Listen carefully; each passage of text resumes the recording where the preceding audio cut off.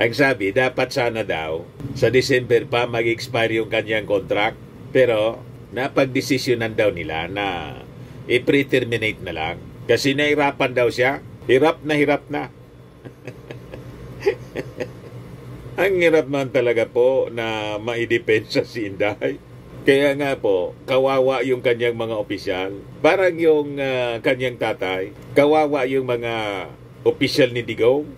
Damay-damay sila, mga kababayan. Ganon din dito sa kaso ni Inday, mga kababayan. Maraming nadamay ng mga opisyal.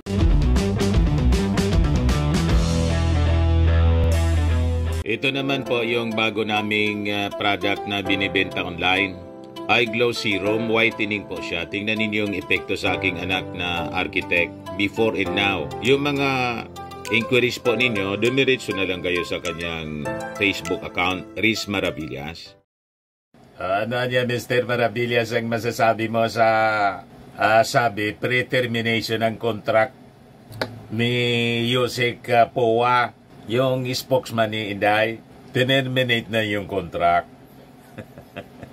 Paano hindi po i-terminate? Nilaglag ni Powa.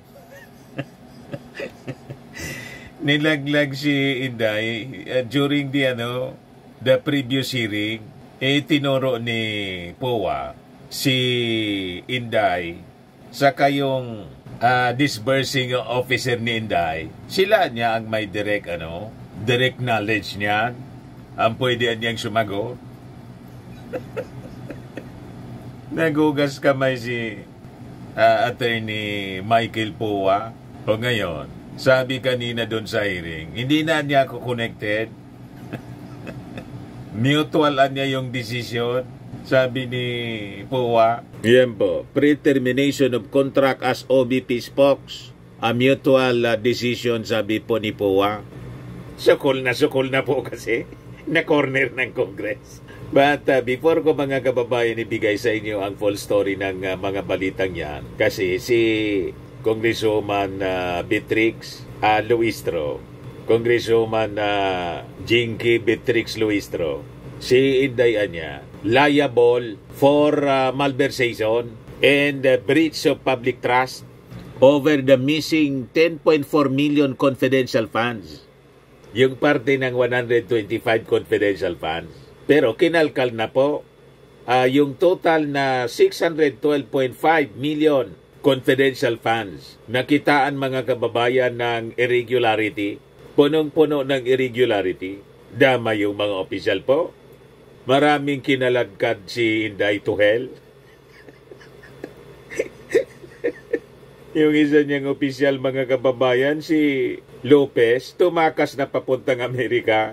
But before ko, mga kababayan, na ibigay sa inyo yung full story ng mga balitang yan, click subscribe muna dito sa ating YouTube channel and hit the notification bell para lagi po kayong updated sa mga kaganapan dito sa ating bansa. Like and share na rin po ninyo ng ating video. At huwag na rin po ninyo na skip yung ating mga commercial ads para tuloy-tuloy lang ang pag-unlad ng Bagong Pilipinas. At itong ating programa, mga kababayan, atid sa inyo nitong ating mga sponsors. Firmax Firming and Lifting Cream. Pinapay po sa mga pulses in affected area. Mainam po ito sa mga pains at paninigas ng mga kaso-kasuan. Ito sa mukha naman yung application, anti-aging, Automax po siya. Ito iGlow Serum, mga kababayan. Whitening po siya. Made in South Korea. Ito naman po, Ningxia Red Mix Fruit Drink. Gawa po siya sa goji berry. May anti-cancer properties po siya. At sa mga naghanap po ng malinis and spacious fitness gym, pumunta lang po kayo sa aming Colossal Fitness Gym. May Grab car rental din po kami. At bills payment po sa aming office. At saka sa mga mahilig po sa mga imported bags, manood po kayo sa live selling ni Madam Aileen Rosales sa kanyang Aileen Closet po. Pati mga shoes, ito yung kanya po. Ito yung kanyang page. Kita ninyo, napakagandang mga online selling po siya. Si Madam Aileen Rosales. Cellphone number niya po, 773-798-7816. Balikan natin mga kababayan yung ating topic ngayon. Yan ang sabi dito mga kababayan ni POA. Wala na niya ako sa Office of the Vice President. Pre-terminated na niya yung kontrata ko. Ang sabi, dapat sana daw sa December pa mag-expire yung kanyang contract. Pero napag-desisyonan daw nila na i-pre-terminate na lang. Kasi nahirapan daw siya. Hirap na. Ang hirap man talaga po na maidepensa si Inday. Kaya nga po, kawawa yung kanyang mga opisyal. Parang yung kanyang tatay, kawawa yung mga opisyal ni Digong. Damay-damay sila, mga kababayan. Ganon din dito sa kaso ni Inday, mga kababayan. Maraming nadamay ng mga opisyal. So sa pagtatanong po ng mga congressmen, sabi ni POA, nagkaroon bang pag-uusap po prior to the previous hearing? It was a mutual decision. Nag-express ako na hindi ko kaya i-fulfill yung obligations ng contract as a spokesperson because to be honest with you, I find it very difficult to go on media to be interviewed on the same matter kasi nawawala sa objectivity kasi I'm also part of the hearing as a resource person. Nagdahilan na lang mga kababayan si POA. Kasi paano mo i-dedepensa mga kababayan yung papresko ni Inday na gusto ko anyang tanggalan na ng ulo yung Pangulo. Paano mo yun ipapaliwanag? Wala eh. Pagkatapos, sabi ni Inday, pag hindi niya ako tinigilan ninyo, sinabihan ko niya si Amy Marcos. O kayong ko talaga yung bangkay ng dating Pangulong Marcos Sr. Tapos, itapon ko niya sa West Philippine Sea. Kung ikaw ang spokesman po. Paano mo yun ipapaliwanag? Pag tinanong ka ng media, ano ba nangyayari, Attorney POA, sa ating Vice Presidente, nababaliw na ba? Siyempre, hirap na hirap mga kababayan. Kung paano, yung mga DDS nga po, mga vloggers niya, hirap na hirap. Ang lagi na lang po na issue nila mga kababayan, yung 5,500 flood control projects ng ating Pangulo. Yun na lang lagi po, yung ginagamit nilang depensa para ilihis. Pagtagpan mga kababayan, yung mga kinasangkutan ni Inday na kung ano-anong kontrobersya na uwi sa pamumugot. Diba? Naging pugotera si Pultorera mga kababayan si Inday. Dahil dito po sa hearing ng Congress. Iwan ko, with all the revelations naman ngayon po, kung bukas magpapresko naman si Inday, siguradong pag nagpapresko no, masaya. Tuloy-tuloy ang paglubog ni Inday, mga kababayan. Yung sabi dito, earlier during the same hearing, panel chairperson in Manila 3rd District Representative Joel Chu asked POA if he was still working for OBP. To which the latter replied, I would like to inform the Honorable Committee that I'm no longer connected with the OBP. My consultancy contract was already pre-terminated. I'm also no longer a spokesperson. Nagkakalaglagan kasi mga kababayan. At kahit man po siguro sino na maging spokesperson ni Inday, mahirapan po na manatili pa. Ang kailangan na spokesperson ni Inday po, taga Mandaluyong. Sana niya Mr. Marabila sa Mandaluyong. Bala na kayo. Basta akma kay Inday po na maging spokesperson, expert, taga Mandaluyong. Tama pa?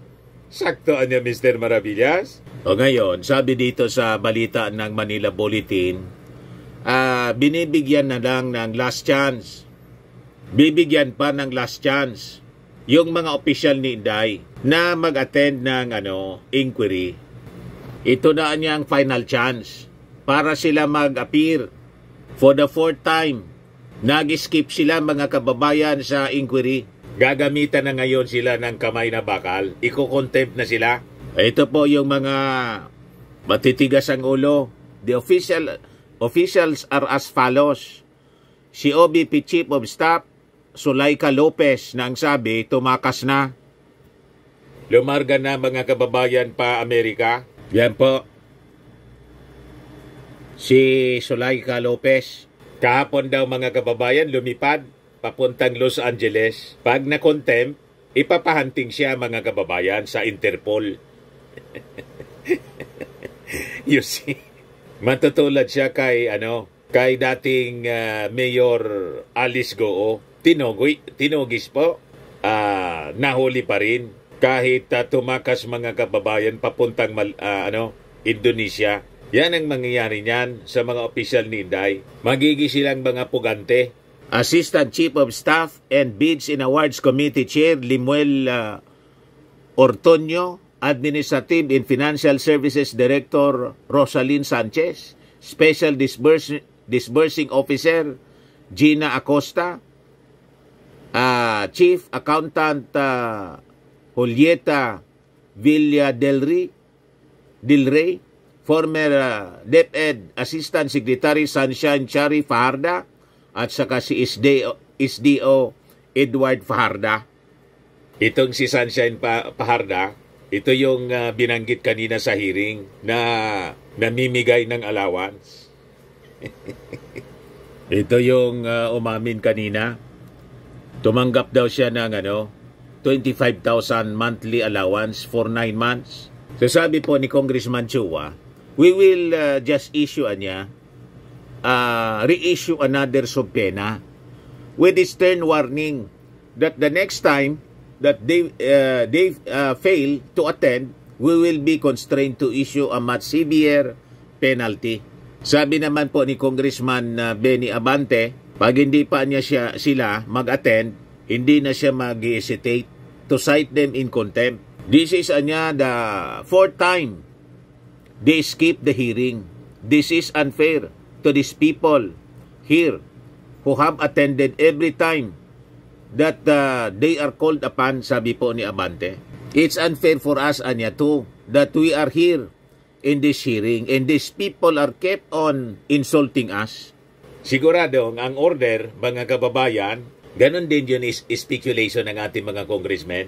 Ang dahilan kung bakit hindi nag-attend itong mga officials na to, kasi siyempre pinagsabihan sila ni Inday, because that's the official stand ni Inday. Invalid niya itong investigation. Hindi man niya ito in aid of legislation, kundi politika niya para ipin down siya.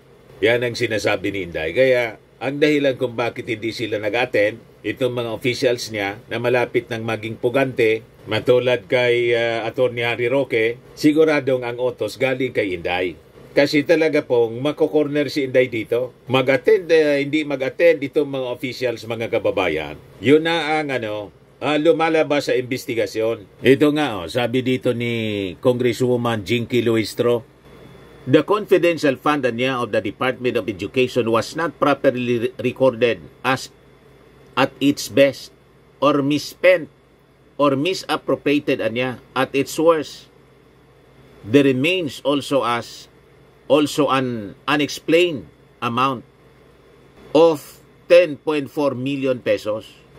It is the humble submission of this representation that there is a prima facie case of malversation and in addition, an apparent case of breach of public trust. Tapos, mga kababayan, malversation at saka breach of public trust. Pakinggan natin mga kababayan yung porsyon ng interpellation,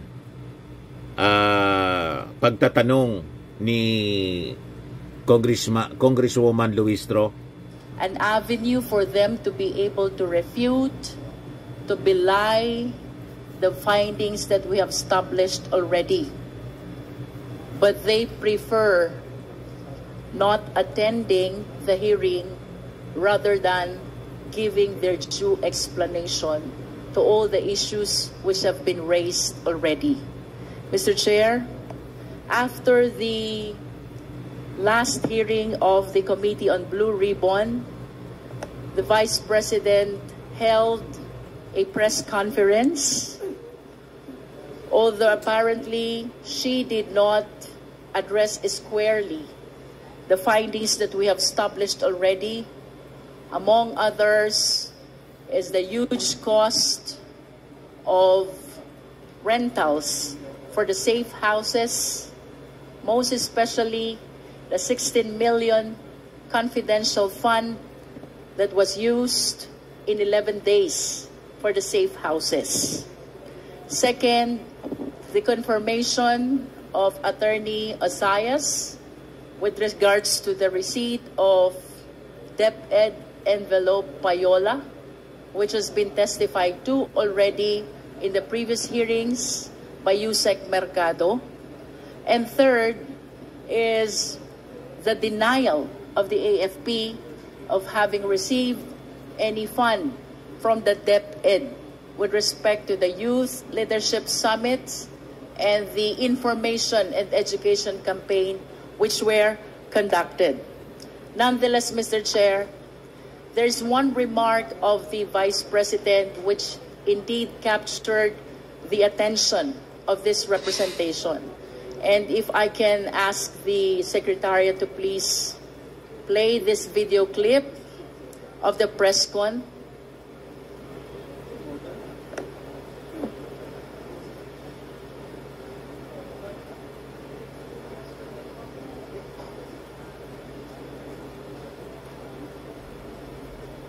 Walang audio? Walang audio? Hindi umandar?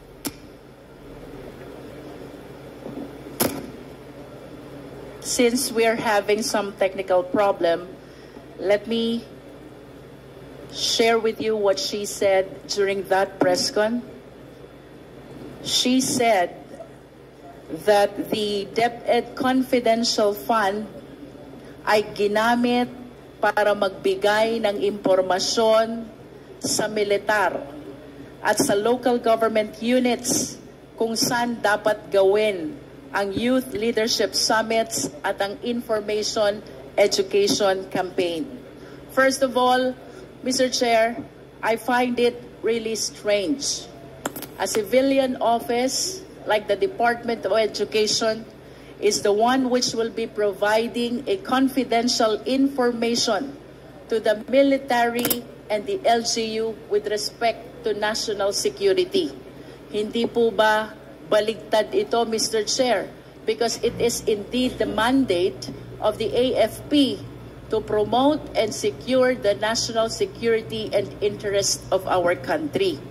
Pero dito po sa naging pronouncement ng ating Vice Presidente, she said, ang confidential fund ng Department of Education ay ginamit para magbigay ng impormasyon sa militar at sa LGU kung saan dapat gawin ang Youth Leadership Summits at ang Information Education Campaign.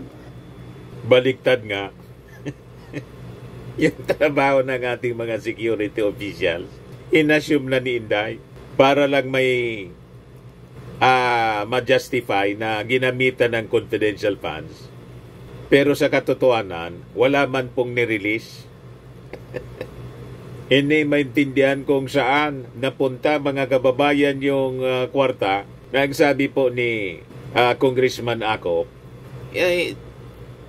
kung titingnan natin ito, it is a technical malversation kasi lumalabas, ginamit niya sa ibang bagay, not intended na gamitan. Dalawang bagay niya, ginamit sa iba o binulsa.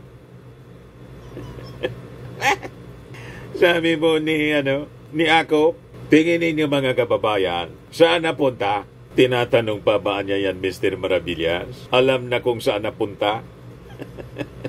Balikan natin si Congresswoman Duistro. Mr. Chair, I wish to invite the attention of the committee to the certifications that were issued by the AFP and were submitted by the DepEd to COA in support of the utilization of the DepEd Confidential Fund, and the same provides YLS and IECs are conducted to prevent recruitment of teachers and students.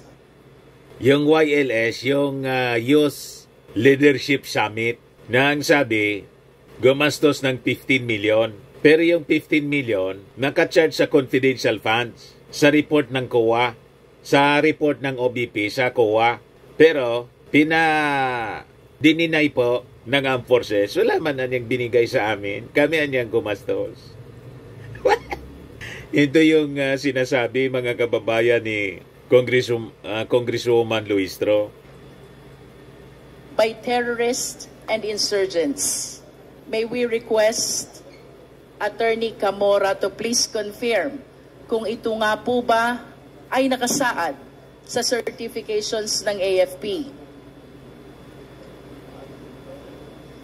Attorney Camora. Mr. Chair.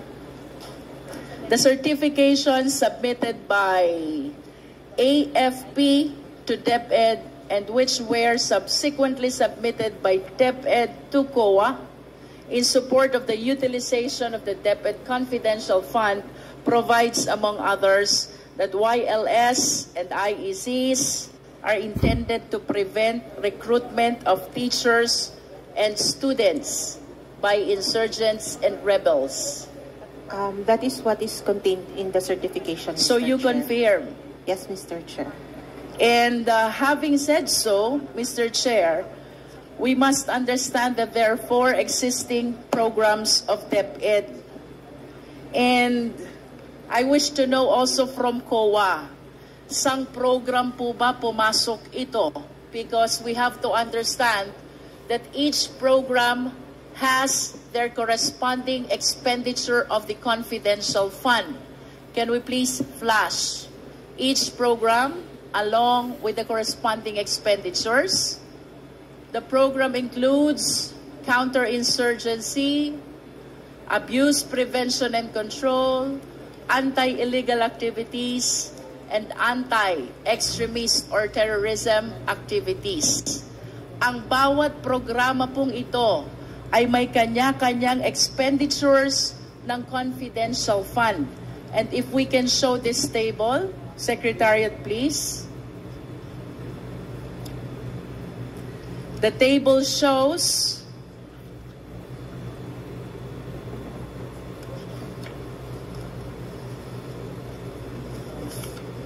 that for counterinsurgency program, first quarter, DepEd spent 2 million, and second quarter, DepEd spent 2,050,000. The second program is abuse prevention and control within schools, and expenditures for first quarter, 2.130 million. Second quarter is 2.370 million.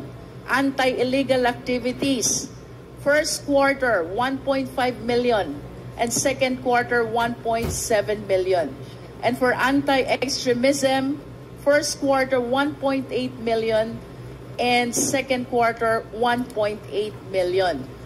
I understand, Mr. Chair, that the YLS and the education information campaign has to fall in any of these programs. And considering the purpose that was indicated in the certification submitted to COA, I wish to believe na ito pong mga YLS na to at IECs na to ay part ng counter-insurgency program. Tama po ba ito, Attorney Camora? Tama po, Mr. Chair. And having said that, Attorney Camora, ang total expenditures po for the counter-insurgency program is only 4,050,000 pesos, when the amount utilized is 15,540,000 pesos. Mayroon pong nawawala 10,490,000 pesos. Saan po kaya napunta itong diferensya ng nasabing amount? Mr. Chair, we considered the entirety since ang sabi naman po, focus on protecting the schools and the youth from physical harm, criminalities, terrorism, and drug abuse. So, hindi na lang po siya sa counterinsurgency. Mr. Chair, is it the intention of Attorney Camora to consider that the entire amount utilized, that is 15,040,000, were spent in all these 4 programs of DepEd? Is that what you are trying to say, Attorney Camora? The fund was used for the payment of rewards po in relation to these 4 programs. Yes, So, but there are 4 programs of the DepEd under which the utilization must fall. Kaya ang tanong ko po sa inyo kanina, when the certification provides that YLS and IECs are conducted to prevent recruitment of teachers and students by extremists and terrorists. Ito po ba ay tamang nasa ilalim ng counterinsurgency program? Yes, Mr. Chair. Because if so, since most of the expenses, or I should say all, of the 15,540,000 was utilized for this YLS and IECs, ang napapaloob pong expenditures for counterinsurgency program is only 4,050,000. Hinahanap ko po, Attorney Camora, saan po napunta yung 10,490,000? Ayun nga po.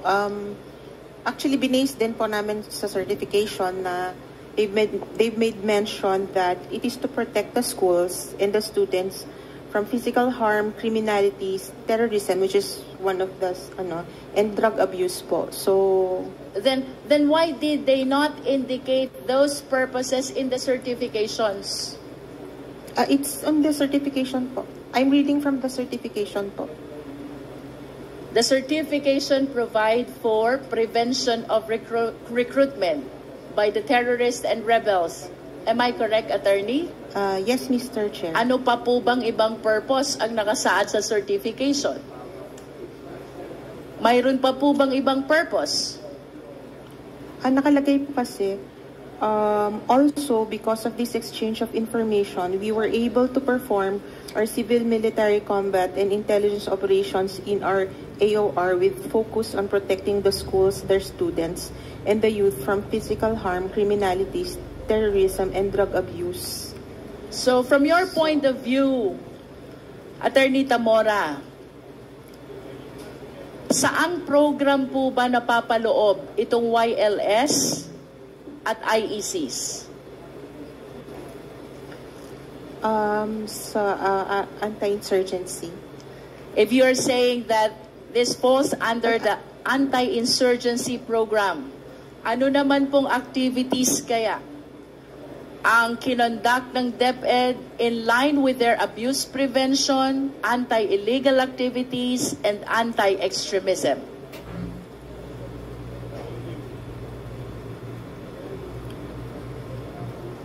Based din po dito sa YLS, yun pong other purposes nung YLS. In other words, Attorney Tamora, you will agree with me that all the certifications pertain to YLS and IECs only. Pero meron pong other purpose po kasi silang nilagay sa certification. Then please enlighten us what activity falls under abuse prevention. What activity falls under anti-illegal activities? I think the YLS activities also included yun nga po, lectures on drug abuse, criminalities.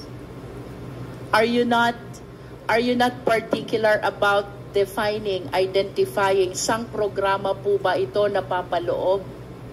How are you able to account the expenditures if you are not even aware kung saan programa kasama yung mga activities ng DepEd?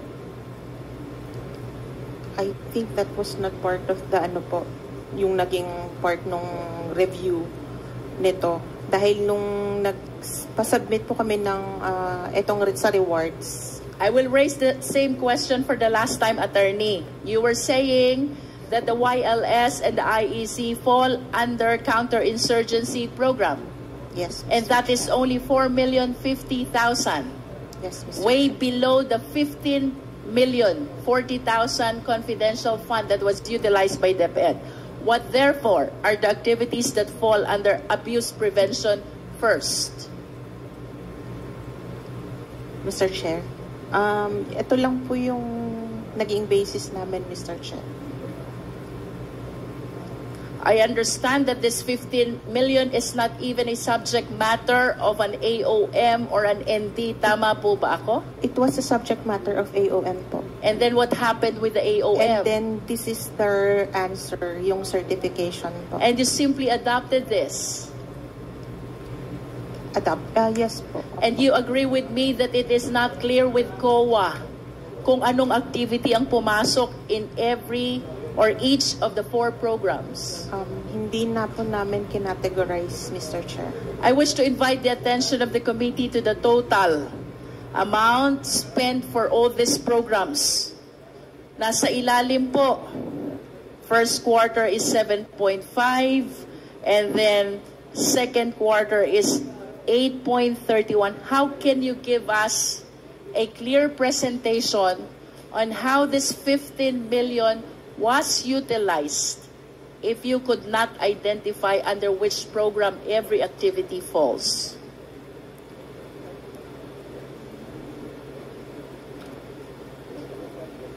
Ano po bang ibig sabihin ng pagtango nyo, attorney? Yun po, hindi po na-consider nung nag-evaluate po na i-categorize siya according to the programs of the DepEd. But can you confirm to us, yun po bang certifications na sinasabi nyo, which is stated that YLS and IECs are intended to prevent recruitment? Pare-parehas po ba yan? O may iba pa pong purpose na nabanggit? Ayun po, yung isang certification may ganun pong nakalagay na other purpose. How many certifications are we talking about, attorney? For the entire 15,040,000 pesos confidential fund of DepEd.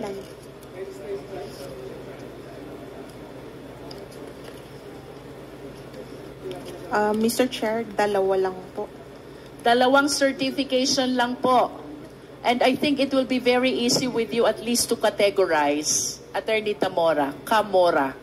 San po bang program na pasama yan? Dadalawa naman pala. Can you please read the purpose of the first certification?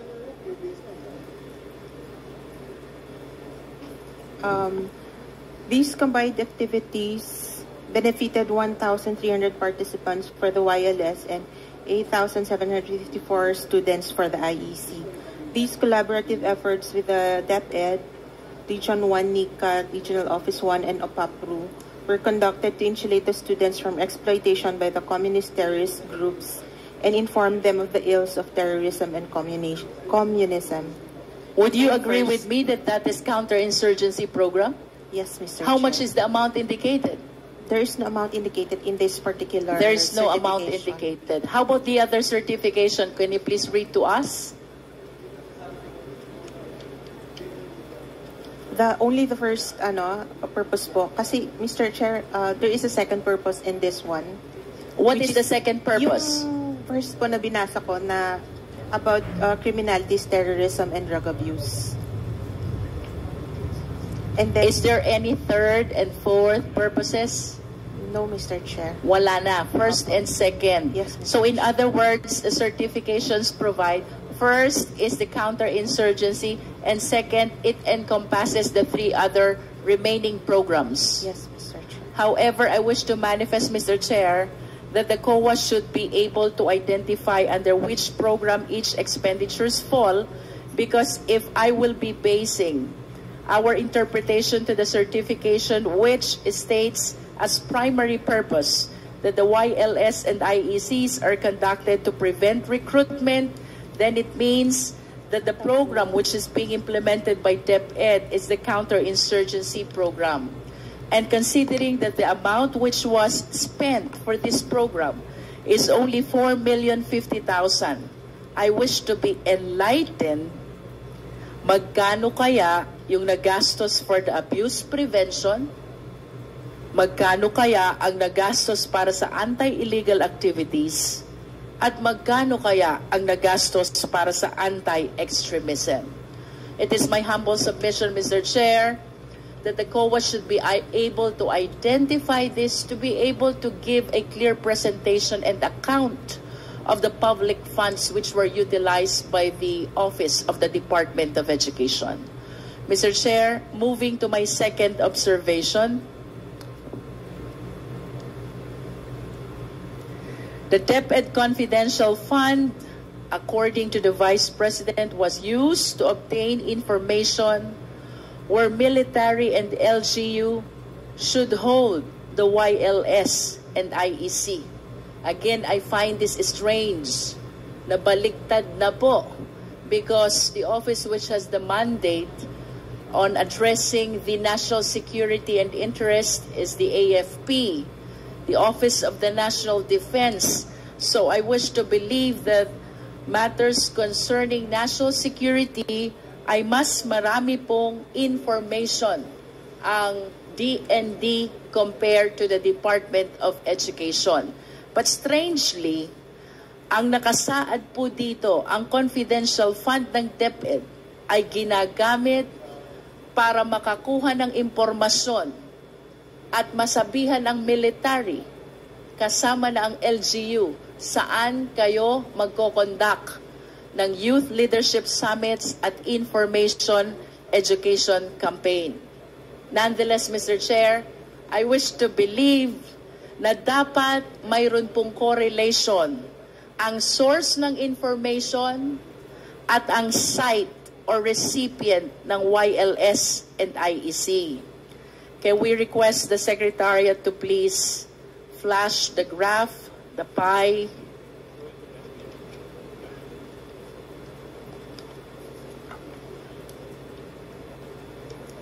Mr. Chair,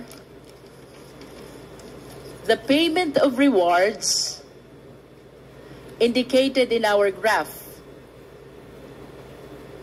shows,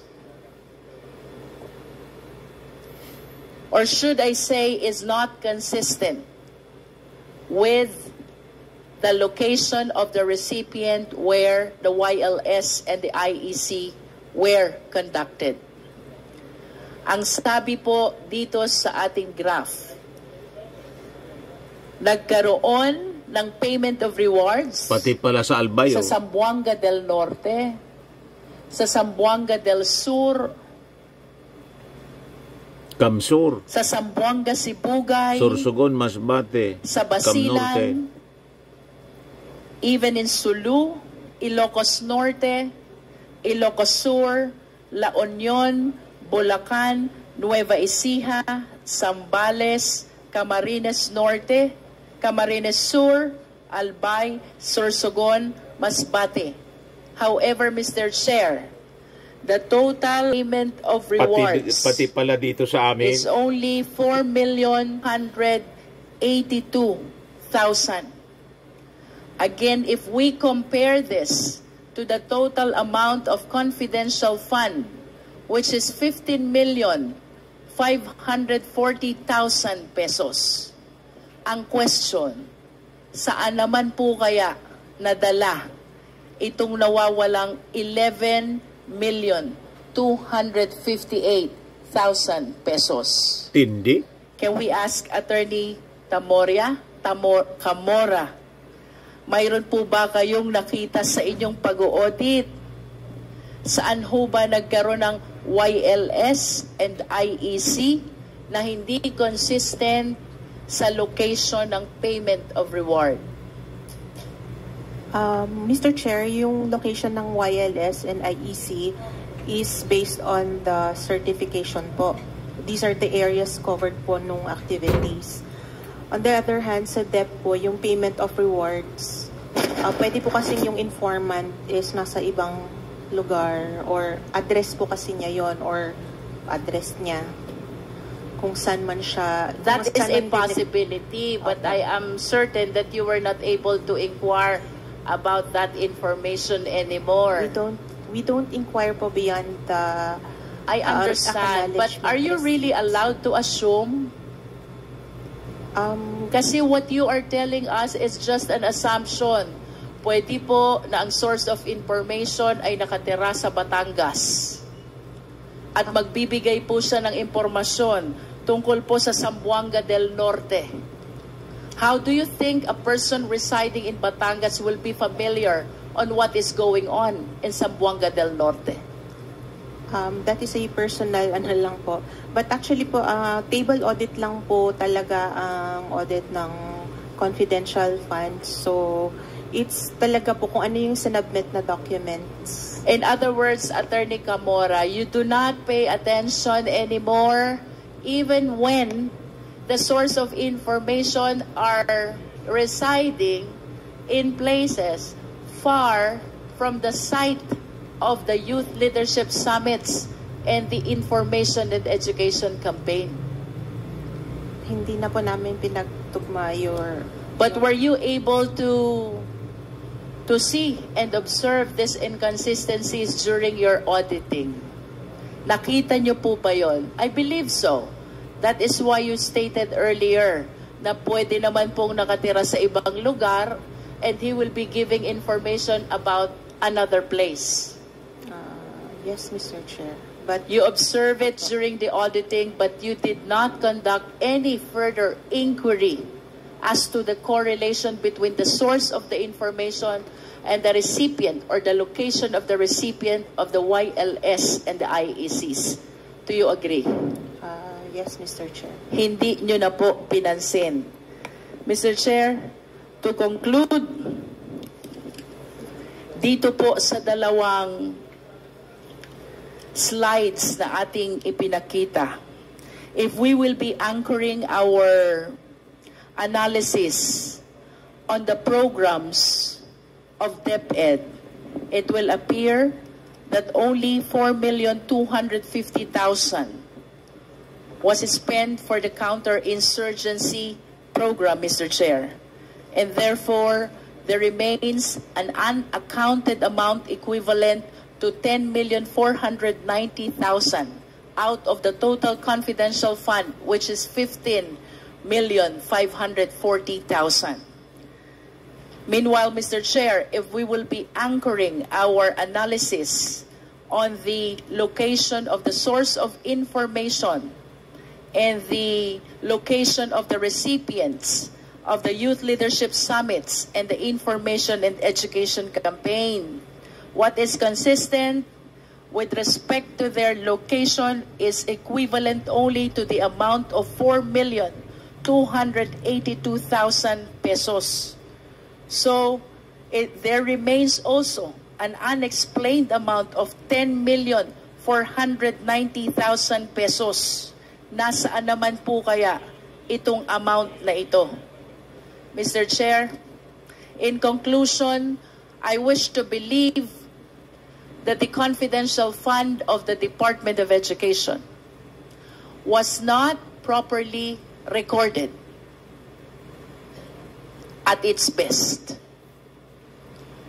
or misspent, or misappropriated at its worst. It is the humble submission of this representation that there is a prima facie case of malversation, and in addition, an apparent case of breach of public trust. For us to be able to know whether there is malversation, 4 elements must be present. Number 1, there must be a public official. 2, he is the custodian of fund. 3, the fund must be for public purpose. And 4th, the public official took, appropriated, misappropriated, or consented or through abandonment or negligence permitted another person to take them. For the information of the public, ang malversation po can be done intentionally. We call it dolo, which is with criminal intent. And it can be done as well by negligence. We call it culpa, or by negligence. In other words, with or without criminal intent. If the four elements are present, which I believe they are present, there's a prima facie case of malversation. With respect to the breach of public trust, this is the violation of public's confidence in a public officer's ability to serve with integrity, impartiality, and in accordance with law. Public trust is mandated by no less than the fundamental law of the land. That is the Philippine Constitution. We wish to express our utmost trust and confidence to the 19th Congress of the Philippines in addressing the apparent infractions of our rules on malversation and breach of public trust. And to the Filipino people, Mr. Chair, rest assured that this committee will legislate the necessary laws to safeguard not only confidential fund, but all public funds. Likewise, we commit to recommend the filing of the necessary actions against people found liable for committing these infractions. Thank you, Mr. Chair. Malversation po and breach of public trust, mga kababayan. Malinaw po na kinurako. Mananagot ang dapat managot. Pa-filean po ng necessary charges yung mga personalities. Damay-damay na po. Dahil po sa kagagawa ni Inday, maraming nadamay. Napasama po yung kapalaran ni Inday. Yan kasi masyadong mayabang. Napakalinaw mga kababayan yung sinasabi sa Bible. Ang mga mayayabang daw, inaabot po ng disgrace. Ito na nga po mga kababayan ang nangyari. Sa mga naghanap ng malinis and spacious fitness gym, pumunta lang po kayo sa aming Colossal Fitness Gym. We also offer Grab Car Rental with our brand new 2023 model ng Toyota Innova. We also accept booking for those who are planning to travel via PAL, Cebu Pacific, and other airline companies, local and international, and bills payment for Meralco Bills, PLDT, Aleco Bills, etc. Ang Colossal Fitness Gym is located at 3rd floor Security Bank Building, Landco Business Park, Legazpi City, Albay. For inquiries, look for Chilon Maravillas. Contact number 0966-802-0949. Yan yung aming Innova. Lagi na pong matao sa amin. Pati mga foreigners po, tingnan ninyo. Mga British tourists sila. Ang lalaki ng katawan na, mga kababayan, nag-gym sa amin. Ito naman po, Indian National. Ito mga mga European sila. Ito naman yung bago naming product na binibenta online, Eye Glow Serum. Whitening po siya galing sa South Korea. Tingnan ninyo yung epekto sa aking anak na architect entrepreneur, Riz Maravillas. For inquiries, look for Riz Maravillas on FB. Ito naman po, Firmax Framing and Lifting Cream. Pinapahid po ito sa mga pulses and affected area. Mainam po ito sa mga pains at paninigas na mga kaso-kasuan. Ito po, Automax Radiant Serum. Sa mukha naman yung application. Anti-aging po siya. You will look 10 years younger than your age. Sa mga cancer patients naman po, baka lang gusto ninyo itong itry. Nengxia Red Mix Fruit Drink. Hindi man po siya gamot, food supplement siya.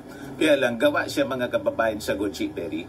Yung goji berry may anti-cancer properties. Yung mga inquiries ninyo, dumiretso na lang kayo sa aming messenger sa Facebook para masagot namin agad. Ayos po, ako po si Dante Maravillas. Bye-bye. God bless.